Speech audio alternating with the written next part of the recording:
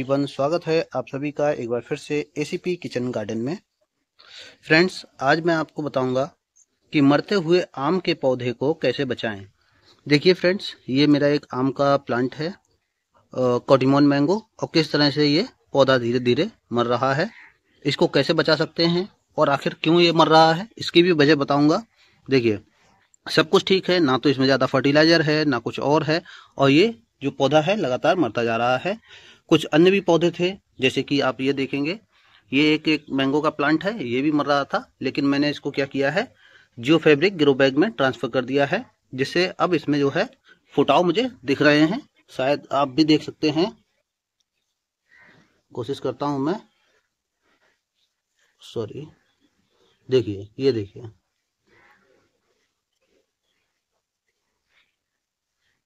Focus नहीं कर पा रहा है।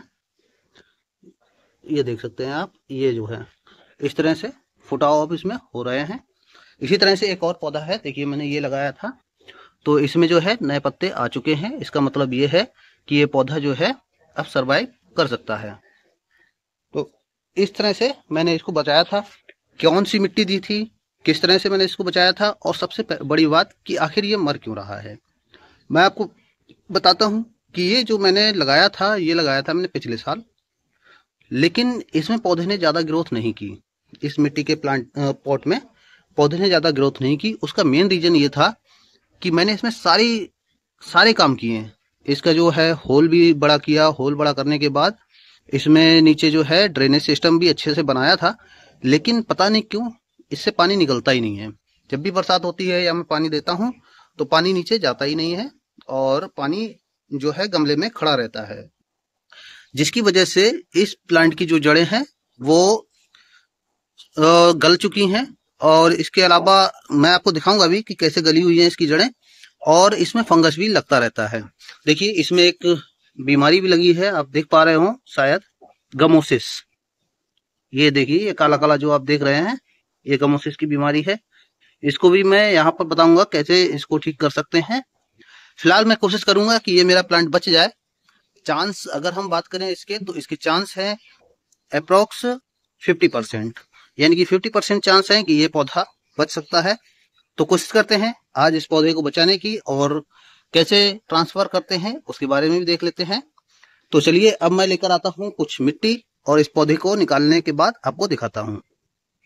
मैं इसको उठा लाया हूँ दूसरी जगह, जहां पर मुझे सिर्फ इसमें मॉर्निंग की धूप ही मिलेगी और बाकी समय छांव रहेगी, तो इसी जगह पर मुझे इसे रखना है। ये मैं कुछ गार्डनिंग सॉइल लेकर आया हूँ, देखिए,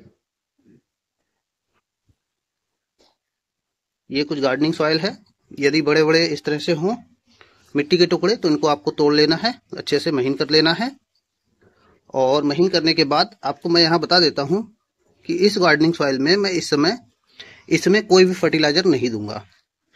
हो सकता है कहीं ना कहीं शुरुआत में जब मैंने लगाया हो तो फर्टिलाइजर ज़्यादा हो गया हो, तो इस वजह से मैं इस बार इसमें फर्टिलाइजर नहीं दूंगा। फर्टिलाइजर दिया जाएगा जब पौधा हल्का ग्रोथ करने लगेगा, तब फर्टिलाइजर देंगे। इससे पहले हम फर्टिलाइजर नहीं देंगे, क्योंकि अगर फर्टिलाइजर ज़्यादा हो जाता है तब भी पौधा इस तरह से मरने लगता है, तो आपको ये याद रखना है। तो चलिए, अब मैं इस पॉट में से निकाल लेता हूँ, फिर आपको दिखाता हूँ। तो मैं निकालता हूँ, ये देखिए, ये जो है रूट बॉल सहित निकल आया है। फिलहाल अब मैं इसकी रूट बॉल को डिस्टर्ब नहीं करूंगा। यदि रूट बॉल को डिस्टर्ब करते हैं तो पौधे के जो है बचने के चांस और कम हो जाएंगे, इसलिए मैं बगैर रूट बॉल को डिस्टर्ब किए इसी तरह से ट्रांसप्लांट कर दूंगा। तो थोड़ी सी मिट्टी को ठीक कर लेता हूँ, और इस मिट्टी में मैं यहाँ पर कुछ नहीं मिलाने वाला हूँ। यदि मैं इसमें कुछ मिलाता हूँ तो फिर पौधे के मरने के चांस और ज़्यादा बढ़ जाएंगे। लास्ट में मैं इसमें एक और फर्टिलाइजर दूंगा। वो फर्टिलाइजर क्या है वो मैं आपको दिखाऊंगा कि मैं क्या देता हूँ जब पौधा नया ट्रांसप्लांट करता हूँ। तो चलिए, मिट्टी को भर लेते हैं, और इतनी मिट्टी भरते हैं जिससे हमें पता चल जाए कि कितना हमें ऊपर तक रखना है पौधा। तो पहले हम इतनी मिट्टी भर लेते हैं। देखिए, आप लोग जब आम का पौधा ट्रांसफर करें, और अगर आप नए गार्डनर हैं, तो आपको मिट्टी में कुछ नहीं मिलाना है उस समय, क्योंकि मिट्टी में इतनी पावर होती है कि वो 5 से 6 महीने पौधा आराम से सरवाइव कर ले। उसके बाद ही आपको देना है, क्योंकि आपको शुरुआत में लेनी होती है ग्रोथ, ना कि फ्रूट। आपको शुरुआत में फ्रूट नहीं लेने होते हैं, ग्रोथ लेनी होती है। तो इसलिए सिर्फ इतनी ही फर्टिलाइजर दें ही ना, सिर्फ मिट्टी दें। ठीक है, फर्टिलाइजर देना उस समय सही नहीं होता है। चलिए मैं पौधा उसमें रख के आपको दिखाता हूँ। पौधा सेट कर दिया है और साइडों से कुछ मिट्टी है, इसको भी फिल कर देते हैं। और उसको फिल करने के बाद मैं आपको बताऊंगा कि अब इसको कहाँ रखना है, कैसे क्या करनी है, और फर्टिलाइजर जो है कब देना है, और जो यहाँ पर मैंने आपको दिखाया था गमोसिस की प्रॉब्लम आ रही है, उससे कैसे बचा जा सकता है, वो भी आपको बताऊंगा। आम का पौधा बहुत सेंसिटिव होता है। यदि इसकी जड़ को कोई प्रॉब्लम होती है, थोड़ी सी प्रॉब्लम होती है, तो हमको तुरंत पता चल जाता है। पौधा या तो अपनी ग्रोथ नहीं लेगा, या फिर जो है उसकी पत्तियां जलने लगेंगी। तो आम का पौधा बहुत सेंसिटिव होता है। अगर आम का पौधा आप लगा रहे हैं तो इसका ख्याल रखना बहुत जरूरी है। इसके लिए फंगिसाइड आप हमेशा अपने पास रखिए, और घरेलू उपचार इसके लिए काम में नहीं आते हैं, तो आप लोग घरेलू उपचार से आम के पौधे में बचिए, क्योंकि आम के पौधे में घरेलू उपचार ठीक से काम नहीं करेंगे। जैसे कि हल्दी पाउडर है, सिनेमन पाउडर है, इन सब चीज़ों से आपको बचना है। तो ये सब चीज़ें आपको नहीं देनी है आम के प्लांट में। थोड़ी सी मिट्टी कम है, ले आता हूँ और उसको थोड़ा सा फिल करते हैं, फिर दिखाते हैं पानी। ठीक है, अब मैं मिट्टी डाल देता हूँ। आप लोगों का एक प्रश्न होगा कि मैंने मिट्टी का गमला छोड़ के ग्रो बैग को ही क्यों चुना। देखिए, मैंने आपको रिजल्ट तो दिखा दिया है। मेरे 2 प्लांट हैं, किस तरह से सरवाइव किए हैं वो मैंने आपको दिखा दिया है। इसके अलावा मैं आपको बता देता हूँ ग्रो बैग के फायदे। ग्रो बैग का फायदा ये है कि एक तो इसमें ड्रेनेज सिस्टम की प्रॉब्लम नहीं होती है, पानी जो है ऑटोमेटिकली निकल जाता है, तो इसमें ड्रेनेज सिस्टम की जो है समस्या नहीं होती है। दूसरा ये है, इसमें एरेशन सिस्टम बहुत अच्छा होता है, यानी कि पौधे की जड़ को हवा बहुत आसानी से मिल जाती है, तो इसका ये भी एक फायदा है। तो इस तरह से कुछ इसके फायदे हैं। एक नुकसान भी है। नुकसान क्या है, देखिए, जैसे कि अगर आपके बीच में अगर मिट्टी उठी हुई है, साइडों में कम है, तो होगा क्या, जैसे ही आप पानी देंगे तो पानी जो है साइडों से निकल जाएगा और पानी इस बैग में नहीं रुकेगा।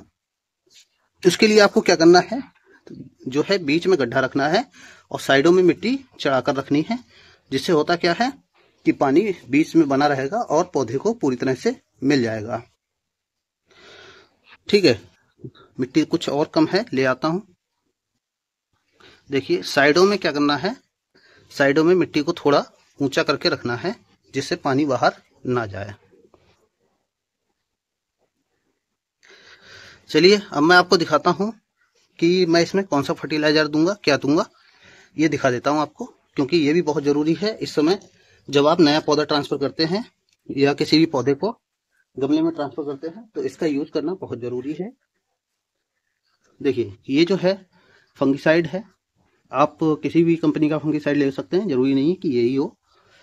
तो 1 चम्मच के आसपास आपको देना है, आप अपने हिसाब से नाप लेना है आपको, और 1 चम्मच जो है फंगिसाइड देना है। मुझे आइडिया है कि 1 चम्मच कितना होगा, तो इसलिए मैंने इसको नाप लिया है और इसको चला देना है किसी चीज से। चलाने के बाद आपको जो है अपने गमले में पानी दे देना है, जिससे अगर इसमें कोई फंगस होगा, मिट्टी में फंगस होगा या आपके जो है पौधे में लगा हुआ फंगस होगा, फंगस खत्म हो जाएगा।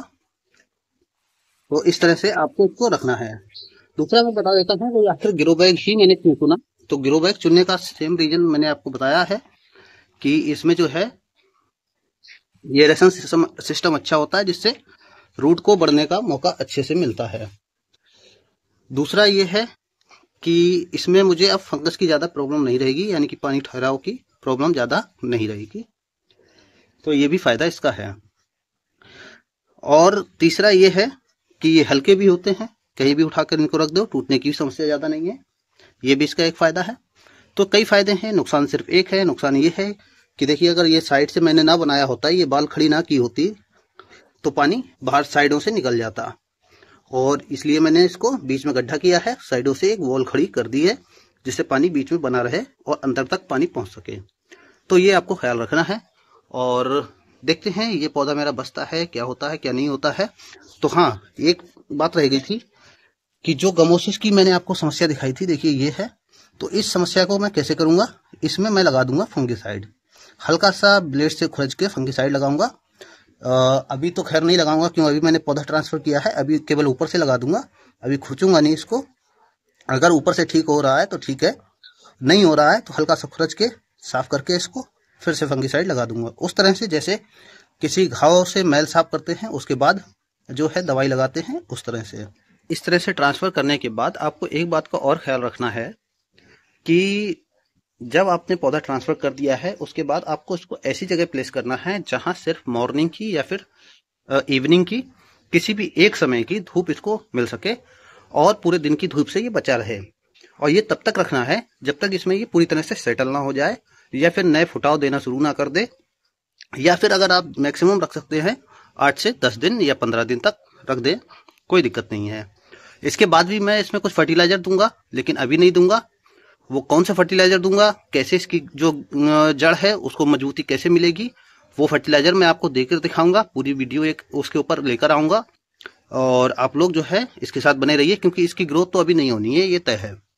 कुछ समय तक इसकी ग्रोथ नहीं होगी, तो इसकी जो रूट है उसको मजबूत करने के लिए मैं एक फर्टिलाइजर दूंगा।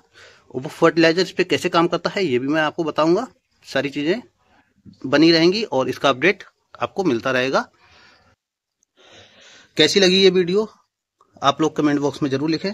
यदि कोई सुझाव हो, कोई क्वेरी हो तो आप लोग बता सकते हैं। ऐसी अन्य वीडियो के लिए हमारे चैनल ACP किचन गार्डन के साथ बने रहिए। Thank you.